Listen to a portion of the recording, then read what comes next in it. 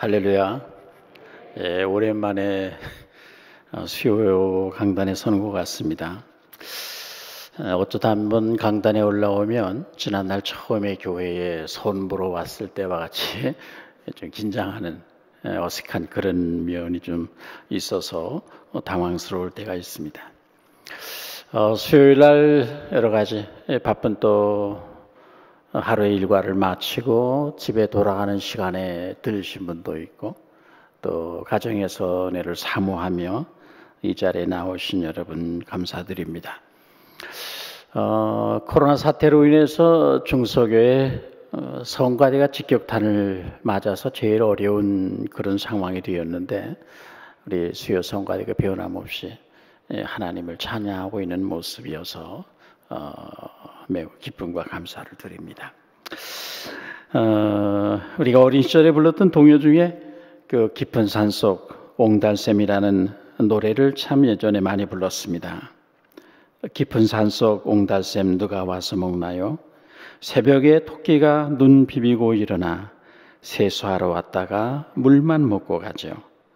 맑고 맑은 옹달샘 누가 와서 먹나요?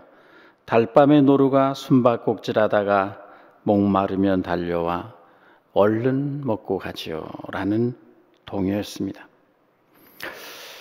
깊은 산속 옹달샘은 산속에 사는 모든 동물들에게 있어서 없어서는 아니 될 귀한 생명의 샘입니다. 산속에 사는 모든 동물들이 찾아와 목마름을 채우고 잠시 쉬었다 갈 수 있는 곳, 깊은 산속 옹달샘. 그것은 숲속에 사는 모든 동물들에게 있어서 너무나도 큰 축복의 샘입니다. 그 옹달샘 때문에 그 숲에서 뛰노는 모든 동물들이 거기서 생명을 유지할 수 있는 것이죠. 우리의 삶에서 예배가 이 깊은 산속 옹달샘과 같다는 그런 생각을 하게 됩니다. 우리들이 눈 비비고 일어나서 달려오고 그리고 목마르면 퇴근길에도 달려와서 얼른 먹고 가는 그런 옹달샘. 우리의 삶의 중심에 예배가 있음으로 해서 우리의 생명의 숨을 성도들은 쉴 수가 있습니다. 오늘 시편 63편, 우리 모두가 잘 아는 대로 다윗이 압살롬의 반역을 받아서 유다 광야로 피난을 갔을 때 지은 시입니다. 다윗의 생에 있어서 가장 힘들고 어려운 고난의 시기, 그 인생의 광야 같은 가장 고통스러운 삶의 환경을 만났습니다. 그의 사랑 아들 압살롬의 반란으로 반역으로 말미암아 아비의 왕권을 빼앗기 위해서 아버지에게 칼을 겨누는 그 아들의 모습, 친구처럼 늘 정사를 함께 의논했던 아히도벨의 배반, 아주 보잘것없고 형편없는 시므이 같은 존재가 피난을 가는 다윗을 향해 티끌을 날리면서 이 비루한 자여 가거라, 어서 이 땅에서 멀리 사라지라고 비방을 하며 저주를 퍼붓는, 너무나도 다윗은 그야말로 감당하기 어려운 인생의 쓰디쓴 아픔과 수치를 경험하고 있었습니다. 그는 너무나 부끄러워서 기드론 시내를 야밤에 건너서 도망을 가면서 감히 얼굴을 들 수 없었고 눈물을 흘리며 머리를 풀어 헤치고 그리고 그 기드론 시내를 건너서 도망을 갔습니다. 그리고 그 땅에서 가장 황량한 광야, 풀 한 포기, 나무 한 그루 없는 유다 광야로 들어갑니다. 거칠고 메마른 광야, 척박하고 곤핍한 땅, 머리들 곳이 없는 가장 힘든 광야로 다윗은 피난을 갔습니다. 다른 사람 같으면 그곳에서 잠을 이루지 못하고 분한 나머지 땅을 치며 가슴을 치며 그리고 배신에 몸서리치며 원한을 품었을 것입니다. 그런데 다윗은 그 고통 속에서 오히려 하나님을 갈망하며 그 고난의 환경 속에서 수많은 예배와 기도와 많은 사랑의 눈물을 쏟고 주님을 사랑하는 사랑의 노래들을 거기서 불렀습니다. 가장 위대한 예배자, 성경에 나타난 모든 인물 중에서 하나님을 가장 사랑하며 가장 탁월한 예배자로서 그 삶을 주 앞에 드렸던 그 다윗의 수많은 예배 생활 속에서 가장 힘들고 고통스러운 환경 속에서 그가 하나님을 어떻게 경배하며 어떻게 예배했는가를 보여주는 그런 시편이 63편입니다. 오늘 먼저 거칠고 메마른 땅이라고 하는 이 주제를 가지고 잠깐 좀 말씀을 드리려고 합니다. 거칠고 메마른 광야. 여러분 성지 수제를 갔다 오신 분들도 유다 광야를 들어가 보지 않은 분들이 많습니다. 너무나도 거기는 삭막하고 풀 한 폭이 없는 아주 거친 군웅지대요 광야이기 때문입니다. 지금 다윗은 왕국을 떠나서 그토록 그가 사랑했던 예루살렘을 떠나서 그 메마르고 곤핍한 땅, 그 황무한 골짜기에 들어가 있습니다. 그는 그 인생에서 가장 어렵고 힘든 시간을 그곳에서 도망자의 신세로 머리둘 곳이 없는 그런 곳에서 그가 지내는 동안에 그는 이렇게 말했습니다. 내가 주의 권능과 영광을 보려 하여 이와 같이 성소에서 주를 바라보았나이다. 여러분이 잘 아시는 바와 같이 지금 여기 성소란 예루살렘 그것을 말하는 것은 아니죠. 이미 그는 성전에서 도망 나왔습니다. 예루살렘에서 도망 나와 유대 광야에 들어와 있습니다. 그가 있는 광야는 예루살렘과는 너무나도 대조적인 외로움과 고독과 그리고 피곤하고 지친 고난의 땅이었습니다. 아무것도 없는 곤핍한 땅이었고 환경이었습니다.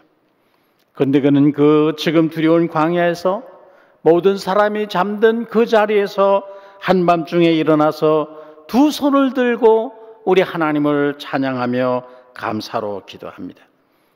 그는 그 메마르고 곤핍한 땅, 자신의 인생에서 가장 힘든 그 환경, 그곳을 광야라 부르지 아니하고 거룩한 땅, 성소라 그렇게 부르고 있습니다. 내가 성소에서 내가 주를 바라보았나이다. 여러분, 성소가 무엇입니까? 성소는 하나님의 임재가 있는 것입니다. 하나님이 거기에 임하여 계신 것입니다. 그곳에 하나님의 음성이 들려지는 것이고 그곳을 향해서 하늘의 문이 열려 있는 것입니다. 성소란 어떤 것인가요? 하나님의 보좌를 상징하기도 했습니다. 하나님께서 자기 백성을 친히 통치하시는 하나님의 통치가 제일 밀도 있게 나타나는 것이 성소입니다. 그 성소로부터 하나님의 인자가 온 땅에 퍼져나갑니다. 그런 점에서 성소는 하나님의 은혜가 시작되는 하나의 시은소와 같은 장소입니다. 다윗은 지금 그러한 곳에 나와 있습니다. 언약궤를 가지고 그곳에 나온 것도 아니었습니다. 제사장들을 데리고 그곳에 온 것도 아닙니다. 그는 지금 동물들의 울음소리만 들려지는 적막한 땅, 나무 한 그루 풀 한 폭이 없는 메마르고 황량한 벌판, 불뱀과 전갈이는 유다 광야에 지금 도망자로 나와 있습니다. 그런 지금 그의 인생에서 가장 어렵고 힘든 고난의 시기를 맞이하고 있습니다. 그의 몸에서 낳은 아들이 그의 왕권을 빼앗고자 칼을 겨누고 있습니다. 군사를 이끌고 그를 추격하고 있습니다. 그의 가장 절친했던 아히도벨이 그를 배반하고 배신하고 압살롬에게 붙었습니다. 아들에게 배신을 당한 너무나도 부끄럽고 슬픈 그 배신감에 몸서리치며 그는 한밤중에 머리를 풀어헤치고 가슴을 치며 너무나도 급하게 황급하게 예루살렘을 떠나 황량한 유다 광야로 도망을 나온 사람입니다. 많은 주변 사람들이 다윗을 향해서 그는 하나님께 도움을 얻지 못한다, 그는 이제 그의 범한 죄로 인해 하나님 앞에 버림을 당했다라고 비웃으며 입을 비죽였습니다. 시므온같이 아주 비천한 자가 왕을 향해서, 그를 향해서 비난가는 다윗을 향해서 티끌을 날리며 돌을 던지며 이 비루한 자여, 피를 흘린 자여, 가거라, 이 땅에서 떠나가라, 꺼져라 라고 독한 말로 그를 비방하고 저주를 퍼부었습니다. 왕으로서 얼마나 큰 수모입니까? 그는 너무너무 가슴을 쳐야 했습니다. 그렇게 사람들의 비웃음과 그리고 자신의 몸에서 난 아들과 그리고 친구 아히도벨의 배신과 저주를 받으며 그는 광야로 도망을 왔습니다. 버림받은 땅, 아무도 살 수 없는 황량한 곳입니다. 그런데 그는 그 땅을 황량한 광야라 그렇게 부르지 아니하고 하나님이 계신 성소라, 하나님의 은혜가 시작되는 성소라, 하나님의 음성이 들려지는 성소라 부르며 그곳에서 새벽에 일어나 두 손을 들고 하나님을 찬양하면서 다른 사람들이 깰까 봐 주의 말씀을 작은 소리로 읊조리며 기도했습니다.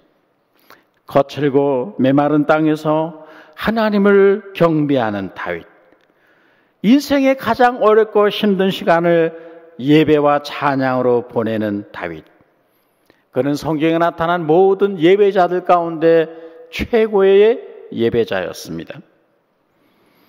여러분, 지금 한국교회는 광야에 들어와 있는 것과 같습니다. 코로나 팬데믹으로 인해서 한국교회는 일찍이 경험해보지 못한 상황을 맞닥뜨리고 있습니다. 교회의 예배가 세속 권력의 통제를 받게 되었고 다른 모든 사역이나 모임들이 전면적으로 중단되는 조치를 받았습니다. 함께 모여서 마음껏 예배를 할 수 없고 통성기도 금지당했고 소그룹 모든 활동 다 중지시켰고 식당 운영도 금지당한 상황입니다. 예배를 드리는 것이 이제 영상으로 설교를 시청하는 것으로 변질되고 말았습니다. 하나님의 임재를 상실하고 성도들의 영혼은 그 어느 때보다도 목마른 사슴처럼 되었습니다. 마음껏 모임을 가질 수 없는 상황 속에서 교회는 자연히 영적인 힘이 약화될 수밖에 없습니다. 예배에 대한 인식이 희미해졌고 우리 안에 타오르던 성령의 은사가 소멸되었습니다. 성도들이 점차 교회에서 멀어져 가고 이 세상과 치열한 영적 전쟁터에 있는 전쟁 상황에 처한 교회가 영적 싸움을 수행할 수 있는 힘을 잃어버리고 주저앉아 있는 상황이 됐습니다. 지난 2년 동안 전국적으로 약 6,000에서 7,000개 정도의 교회가 문을 닫았다고 합니다. 소형 교회들, 개척교회, 작은 교회들은 거리두기 하면 예배를 드리는 것 자체가 불가하죠. 새 가족들 다 뒤로 물러 세상에서 주저앉았습니다. 그래서 그것이 얼마나 정확한 것은 모르지만 6천, 7천 개 아니면 1만 개 정도의 교회가 주일날 예배를 드리지 못한 채 문을 닫고 있다는 그런 보고입니다. 강남의 어떤 교회는 1,300명이 출석하던 교회인데 지금은 200명이 모이고 있다고 합니다. 최근에 어떤 교회는 1,200명이 모이던 교회가 그동안 방역 지침을 잘 따르고 오다 보니까 현재는 현장 예배 38명이 나온다는 가슴 아픈 이야기를 들었습니다. 한국교회 전체가 광야에 내몰린 상황이 되었다는 말입니다. 너무나도 영적으로 메마름 속에 빠졌습니다. 너무나도 곤핍한 상황에 이르렀습니다. 영적인 전쟁에 나선 교회가 물이 없어서 목말라 헤매게 되었는데 어떻게 어둠의 세력과 치열한 영적 전쟁을 교회가 수행할 수 있겠냐 말이죠. 너무나도 안타까운 상황에 교회가 처하게 된 것입니다. 이제 성전 예배 중심의 이 신앙생활이 갈수록 힘들어지겠다라고 하는 생각을 하게 됩니다. 코로나 사태가 언제까지 갈지는 아무도 모릅니다. 이것이 다일까요?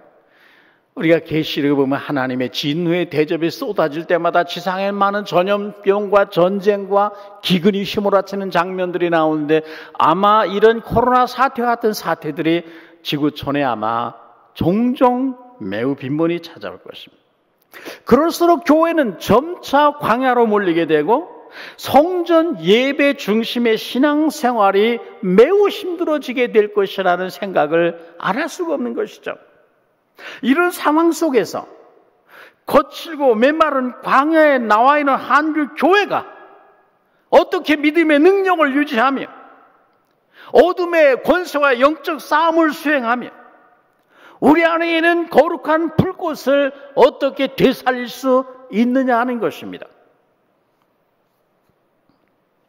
우리가 있는 삶의 현장들, 개인적으로 광야 같은 어려움과 힘든 환경과 상황에 맞닥뜨린 우리의 삶의 현장들, 장소를 우리가 거룩한 성소, 하나님의 임재가 있고 할문이 열리고 그리고 하나님의 음성이 들려지는 그런 성소로 만들지 아니하면 앞으로 신앙생활이 굉장한 위기에 처하게 될 것이라는 생각을 하게 됩니다. 성경에 나타나는 믿음의 사람들, 그들 속에서 수많은 광야에 내몰리는 어렵고 힘든 시기를 지날 때가 있었습니다. 그들은 그것을 언제나 단지 하나의 광야로 거기서 신음하고 탄식하고 거기서 남을 탓하고 원망하는 것으로 끝낸 것이 아니라 그 위험하고 험한 고통의 환경을 그들은 하나님의 은혜가 시작되고 하나님의 통치가 시작되는 그런 거룩한 장소로 성소로 만들어갔습니다. 거기서 하나님을 예배하며 거기서 하나님께 기뻐하며 찬양함으로 말미암아 그들의 고난의 현장을 거룩한 성소로 만든 것입니다. 요셉이 있던 감옥, 다니엘이 던져졌던 사자굴, 다윗이 도망갔던 유다 광야, 그가 숨어 지내던 아둘람 굴, 심지어는 요나가 갇혔던 큰 물고기의 뱃속, 바울이 갇혔던 감옥들은 모두가 고난의 장소요, 외롭고 힘들고 고통스러운 광야와 같은 장소였습니다. 근데 그들은 거기서 한숨과 탄식의 옷을 벗고 감사와 찬양의 옷으로 갈아입고 거기서 하나님의 인자와 사랑을 기억하며 그 고난의 현장에서 하나님을 찬송하며 주님의 약속의 말씀을 수없이 중얼거리며 읊조리며 기도했습니다. 그래서 그들이 갇힌 그 장소, 그 감옥, 그 사자굴, 그 유다 광야, 그 아둘람 굴, 그곳이 바로 하나님의 영광이 나타나고 하나님의 권능이 나타나고 거기에서 하나님의 음성이 들려지고 그것이 거룩한 예배의 장소가 되는 그런 복된 처소로 바뀌어질 수 있었습니다.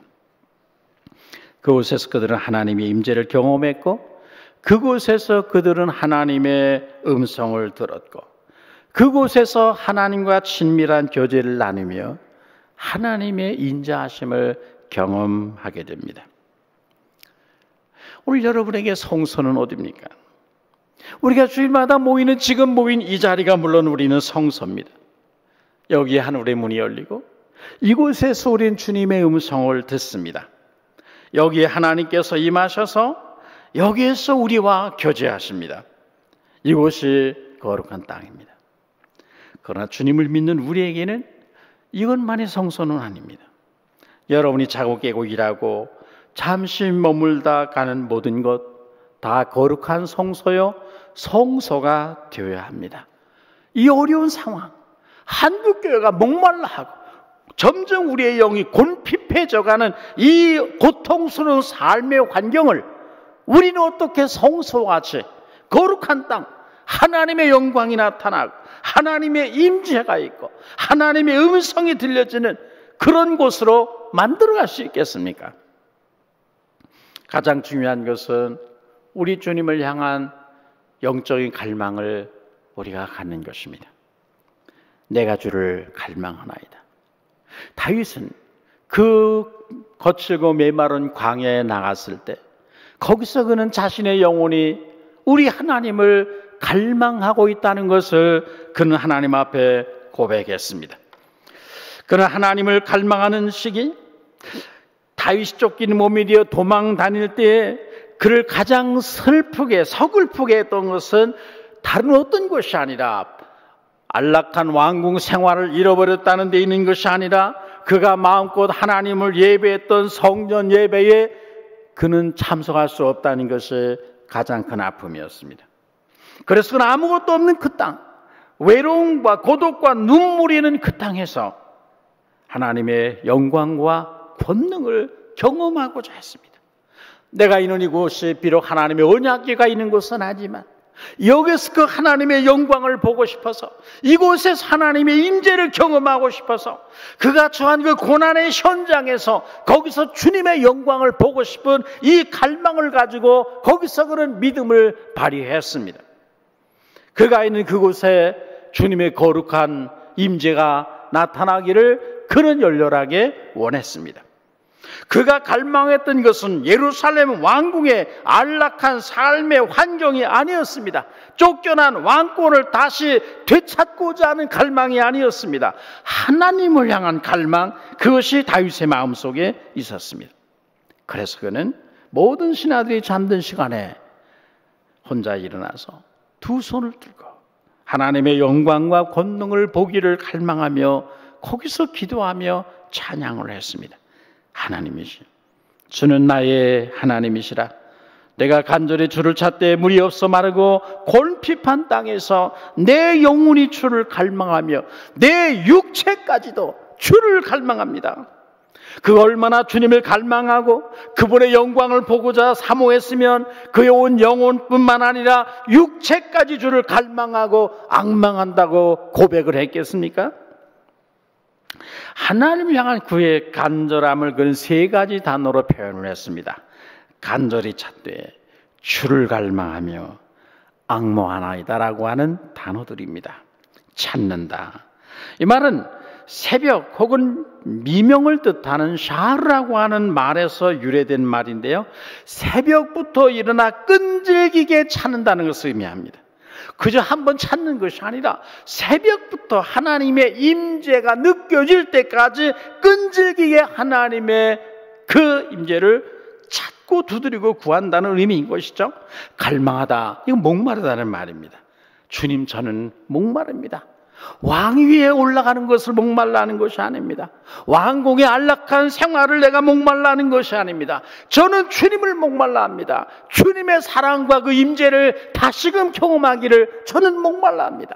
이것이 다윗의 영혼의 외침이었습니다.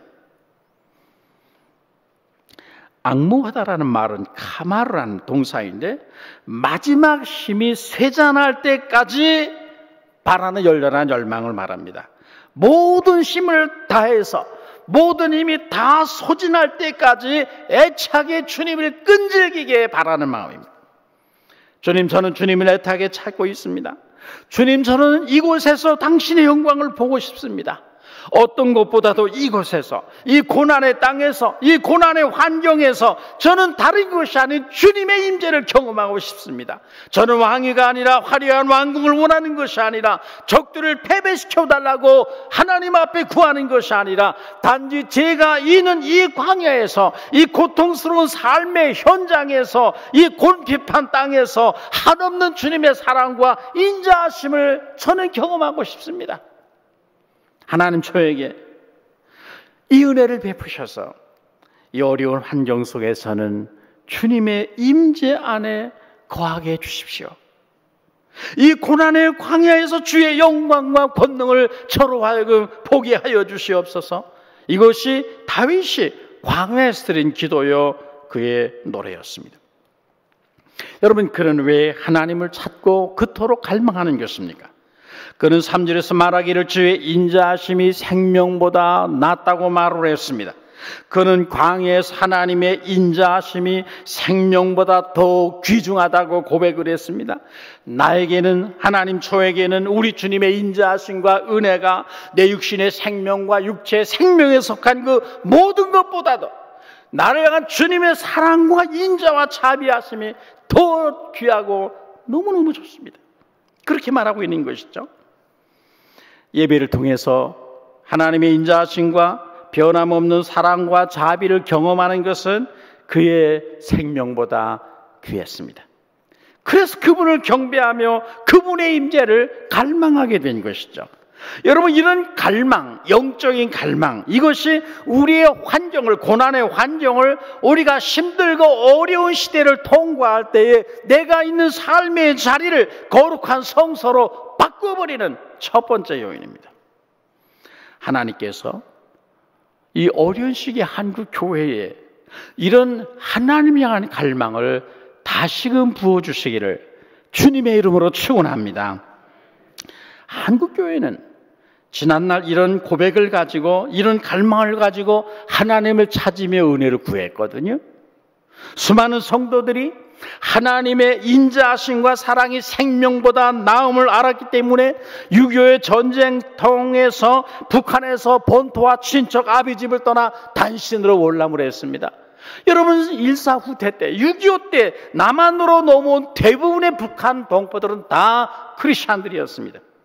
예배를 자유롭게 드리기 위해서 하나님을 마음껏 예배하고자 하는 이 열망 때문에 그들은 모든 것 다 포기해버리고 내려왔습니다.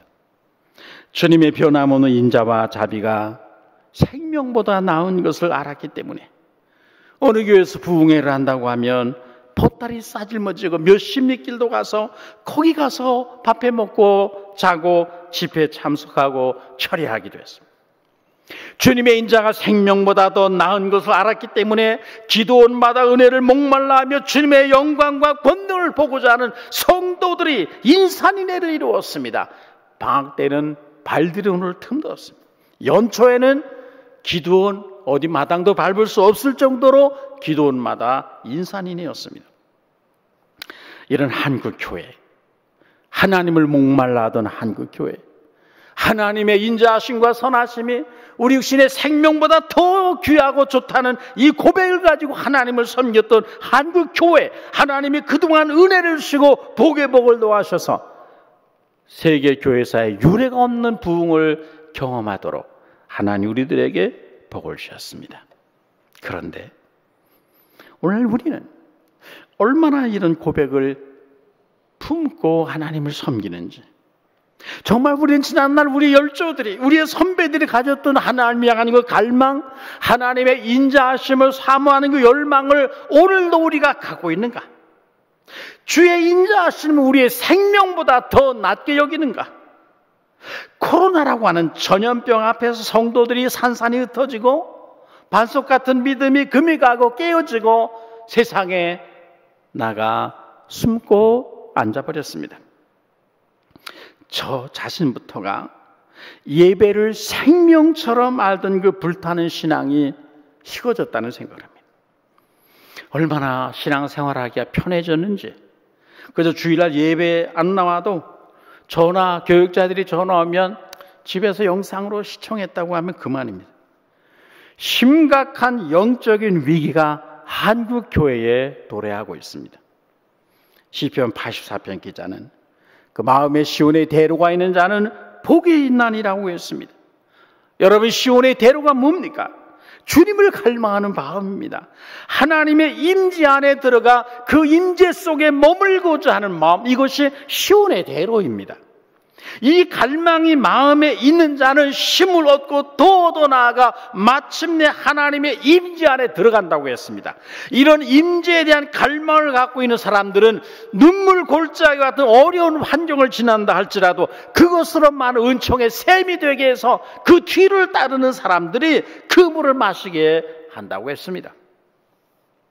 하나님께서 우리들에게 이런 갈망, 영적인 목마름, 지난날 우리의 선배들이, 부모들이, 할아버지, 할머니들이 가졌던 그 인자가 생명보다 더 좋다고 해서 모든 것을 포기, 감옥이라도 갈 마음을 가지고 이 땅에 왔던 그런 열망을 이 대한민국의 교회에 다시금 부어주시기를 주님의 이름으로 축원합니다.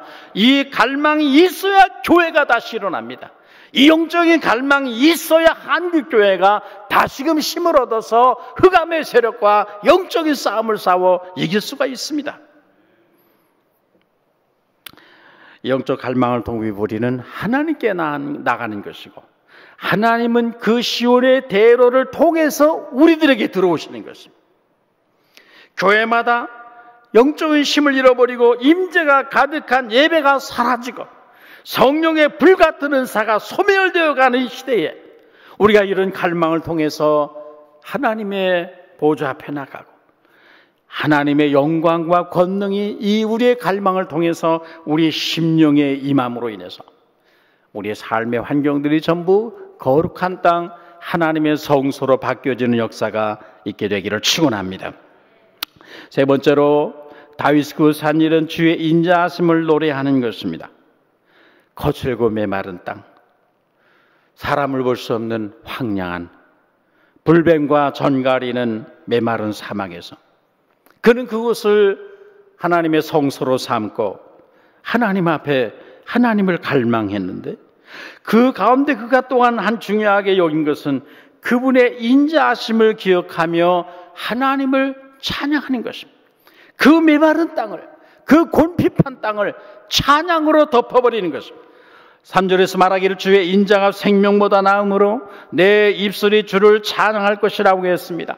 파란만장한 그의 생애에 베풀어진 하나님의 지나간 날의 사랑과 은혜와 인자하심이 갑자기 샘물처럼 강물처럼 그의 가슴에 밀려왔습니다. 생각났습니다. 그 하나님의 지난날 베푸신 은혜의 감격이 그의 가슴에 휘몰아쳤습니다. 그러자 그는 모든 사람이 잠든 침상에서 그분의 베푼 은혜를 기억하며 조용히 일어나서 작은 목소리로 하나님의 말씀을 읊조리며 하나님을 찬양하게 됐습니다. 아무도 없는 그 밤, 그는 주의 날개 그늘 아래에서 주님의 인자를 생각하며 홀로 즐거워했습니다. 한숨 짓고 눈물 흘리며 탄식할 수밖에 없는, 남을 탓할 수밖에 없는 분한 마음에 복수의 감정을 움켜잡을 수밖에 없는 그런 상황 속에서 그는 혼자 일어나 하나님의 인자하심을 찬양하게 됩니다. 다른 사람들이 저 다윗이 하나님 앞에 버림을 당했다, 다윗은 이제 더 이상 하나님의 도움을 얻지 못한다고 그를 비난하고 조롱할 때 그는 그곳에서 하나님의 지난날 베푸신 은혜들을 생각하며 눈물로 감사하고 하나님을 찬양하는 시간을 갖게 되었습니다. 그는 지난날 주님이 그를 얼마나 사랑하고 선하심과 인자하심을 자신에게 베푸셨는지를 침상에서 기억했습니다. 그가 시골 촌에서 막내 아들로 자라난, 그야말로 목동에 생활하던 그를 하나님이 지목에 끌어내서 왕위에 세우고 온갖 은혜와 사랑을 그에게 베푸셨습니다.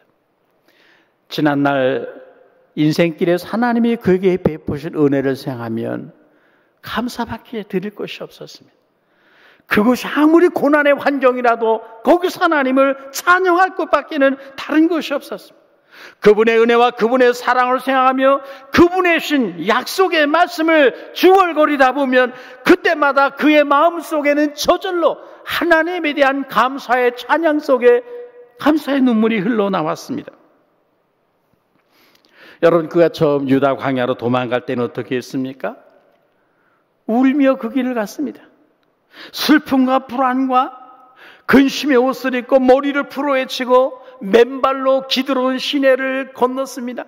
그 새벽에 모든 궁녀들이, 신하들이 다 통곡을 했습니다. 슬픔과 참담함, 아들한테 배신을 당한 너무 부끄러움, 차마 얼굴을 들을 수 없어서 그는 머리를 손으로 가리고 가야 했습니다. 그런데 이제 그가 그 거칠고 황폐한 유다 광야에 들어가 어떻게 하고 있습니까? 그곳에서 더 이상 울고 있는 것이 아닙니다. 한숨 짓고 탄식하는 것이 아닙니다. 머리를 가리고 슬픔 중에 탄식하고 있는 모습이 아니라 그는 그 땅을 성전으로 삼고 거기서 하나님의 인자하심을 홀로 노래하는 사람이 되었습니다. 비록 다른 사람들 때문에 큰 소리로 노래할 수는 없었을 것입니다. 큰 소리로 기도할 수도 없었을지 모릅니다. 손뼉을 치고 기도하지도 못했습니다. 그러나 그의 마음에는 지울 수 없는 사랑의 불꽃이 있었습니다. 그 사랑 때문에 새벽까지 그 사랑을, 그 인자하심을 노래하고 그분의 생명의 말씀을, 그 은혜를 수없이 읊조리며 수많은 노래로 새벽을 깨워나갔습니다. 이사야 선지자는 이사야서 61장에서 어렵고 힘든 고난의 현실로 빠져들었을 때에 슬픔을 기쁨의 옷으로 갈아입고 근심을 찬양의 옷으로 갈아입었다고 했습니다. 우리가 해야 될 일이 그것입니다.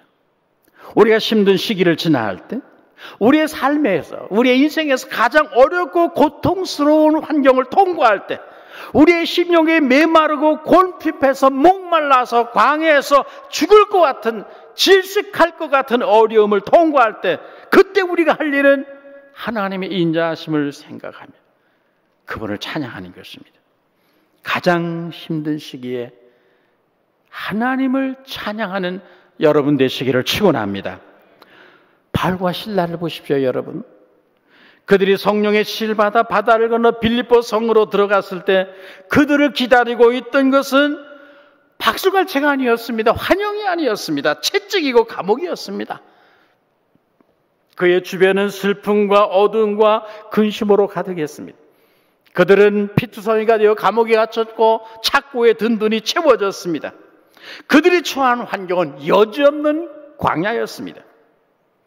그런데 그 밤에 바울과 실라는 어떻게 했습니까? 그들의 슬픔과 근심의 옷을 벗고 찬양의 옷으로 갈아입었습니다. 어디서 노래가 나오겠어요, 여러분? 억울하게 매를 맞고 피투성이가 되어서 감옥에 들어간 사람이 어디에서 감사와 찬양의 노래가 나올까요? 원망과 탄식과 분노와 저주가 절로 나올 수밖에 없는 그런 상황이었습니다. 그런데 바울과 실라는 거기서 찬송의 옷으로 갈아입었습니다. 슬픔과 근심의 옷을 벗고 기쁨과 찬양의 옷으로 갈아입었습니다. 그리고 기도했습니다. 인생의 가장 깊은 어두운 밤을 기도와 찬송으로 밝혀나갔습니다. 그는 새벽까지 주님의 영광과 권능을 보고자 하여 하나님의 은혜를 찬양하며 기도했습니다. 그랬더니 옥토가 움직였습니다. 옥문이 열렸습니다. 그들을 결박했던 모든 것들이 풀어졌습니다.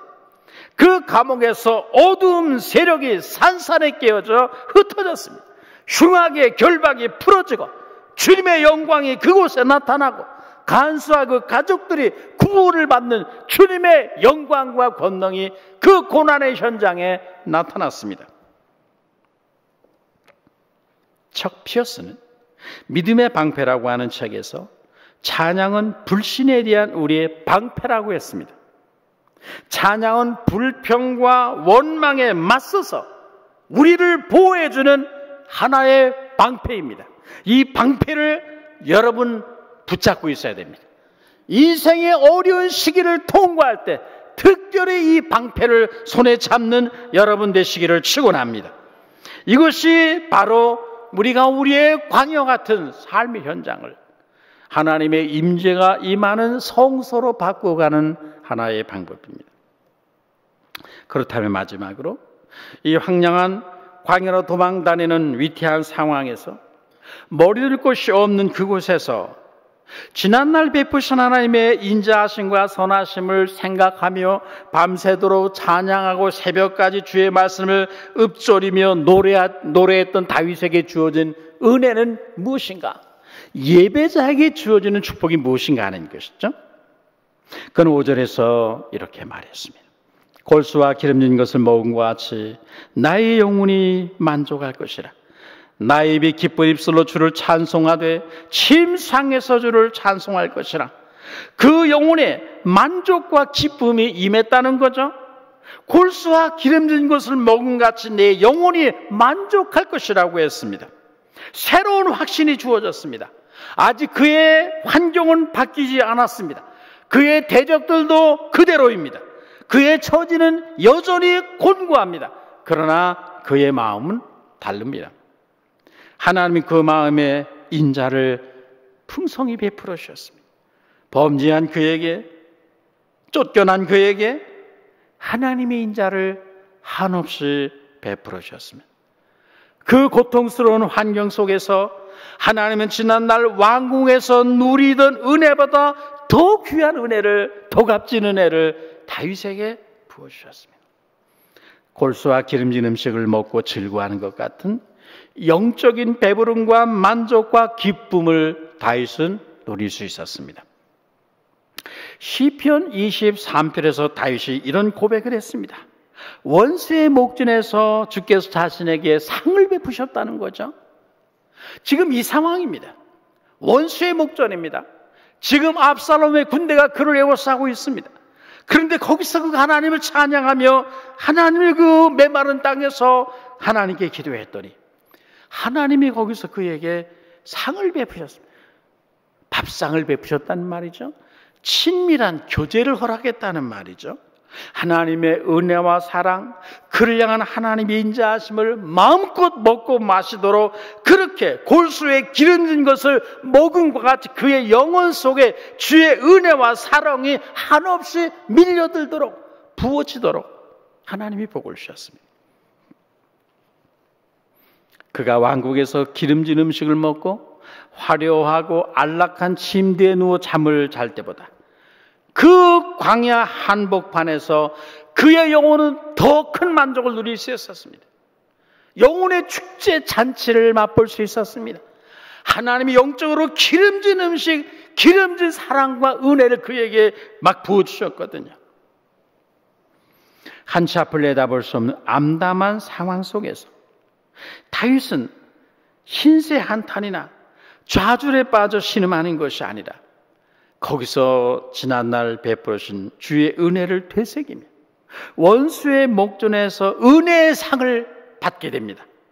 거기서 주님과 교제하며 위로와 소망을 얻고 용기와 활력을 되찾게 됩니다. 그리고 그 은혜를 인해서 결국 압살롬의 대적들을 다 쳐부숴버립니다. 그는 이제 지난날 주님의 인자하심을 찬양하는 데서 한 걸음 더 나가서 현재의 고난에 대한 최종적인 승리를 확신하는 사람이 됩니다. 나의 영혼이 주를 가까이 따르니 주의 오른손이 나를 붙드시거니와 나의 영혼을 찾아 멸하려 하는 그들은 땅 깊은 곳에 들어가며 칼의 세력에 넘겨서 승양의 먹이가 될 것입니다. 어느덧 그의 외로움과 고통과 목마름은 하나님의 깊은 은혜로 흘러넘치고 있었고 그 찬양과 기도를 넘어 이제 그는 승리에 대한 확신의 자리로 나가게 됐습니다. 이제 그는 어떤 경우에도 평생의 주를 따르리라고 하는 결단을 내리게 됩니다. 이전에 없었던 승리의 확신을 가지고 새 노래를 부르는 사람이 되었습니다.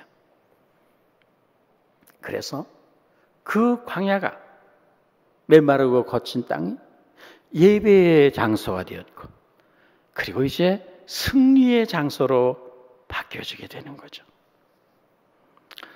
여러분, 말씀을 마치겠습니다. 한 사람의 그리스도인이 감격적인 예배 생활을 이어가고 있는 한 그는 세상이 아무리 힘들고 고달프다 할지라도 아무리 광야 같은 환경이 된다 할지라도 그는 그 세상을 넉넉히 이길 수 있는 줄로 믿습니다. 매일 거룩하고 지존하신 하나님의 면전에서 나오는 사람을 마귀가 어떻게 이길 수가 있겠습니까? 날마다 하나님의 거룩한 임재 속에 들어가 그분의 영광스러운 얼굴을 대하고 나온 사람이, 모세가 40일 동안 하나님의 얼굴을 대할 때 그 얼굴에 광채가 하나 백성들 앞에 나올 때는 그 얼굴을 가려워야 했습니다. 하나님을 찬양하며 기도하며 그분의 임재 안에 머물다 나온 사람, 그 얼굴에 하나님의 영광의 광채가 빛나는 사람을 어떻게 마귀가 여러분 이길 수가 있겠습니까? 세상의 물결이 아무리 성난 파도처럼 몰려오고 죄악의 탕류가 홍수처럼 밀려온다 할지라도 주를 갈망하는 사람을 주의 인자하심은 끝까지 따르게 될 것이고, 주의 오른손은 그가 어디로 가든지 그를 붙들어 주실 줄로 믿습니다. 그래서 그는 넉넉히 이길 수 있게 됩니다.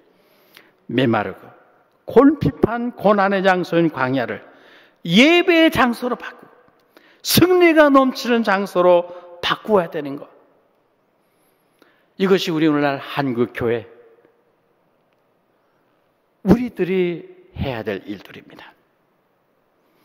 성도 여러분, 다윗과 같은 광야의 예배자들이 되기를 주의 이름으로 축원합니다. 하나님을 갈망하는 마음으로 주의 임재 안에 들어가기를 사모하십시오. 예배자의 길을 가십시오.